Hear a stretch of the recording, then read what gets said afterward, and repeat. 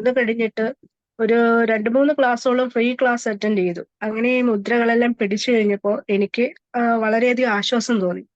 ഉത്തമമായ ബോധ്യമായി അത് നമുക്ക് മാറുന്നുണ്ട് എന്നുള്ളത്. അങ്ങനെ അത് അനുസരണയുടെ പാതയിൽ കൂടി എങ്ങനെ കടന്നു പോയപ്പോഴത്തേക്ക് എന്നിൽ വളരെയധികം വ്യത്യാസങ്ങളുണ്ടായി. എനിക്ക് മാത്രമല്ല, എന്റെ വീട്ടിൽ എന്റെ അമ്മയും അനുജത്തി എന്നോടൊപ്പം ഇരുന്ന് ക്ലാസ് എല്ലാം അറ്റൻഡ് ചെയ്യുന്നുണ്ടായിരുന്നു. അവർക്കും എല്ലാവർക്കും വളരെയധികം വ്യത്യാസം വന്നു തുടങ്ങി.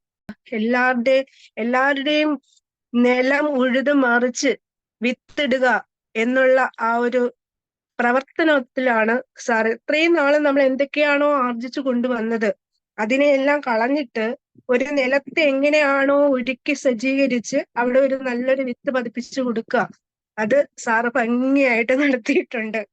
നമ്മളില് സാറ് നമ്മുടെ അസുഖം മാറ്റിത്തരുന്നതിലുപരി ഒരു നല്ലൊരു വ്യക്തി സമൂഹത്തിൽ എങ്ങനെയാണ്, നമ്മോട് ആരെങ്കിലും പകയായിട്ട് പെരുമാറിയാൽ നമ്മൾ അവരോട് എങ്ങനെയാണ് പകയില്ലാതെ മുന്നോട്ട് ജീവിക്കേണ്ടത്, അത് നമ്മുടെ ഉള്ളില് ആന്തരികവും മാനസികവുമായിട്ടുള്ള വളരെയധികം ശാന്തതയും ആരോടും പകയില്ലാതെ മുന്നോട്ട് പോയി നല്ലൊരു ജീവിതം നയിക്കാനും ഉത്തമമായ ഒരു വഴികാട്ടിയായിട്ട് സാറ് എപ്പോഴും നിലകൊണ്ടിട്ടുണ്ട്.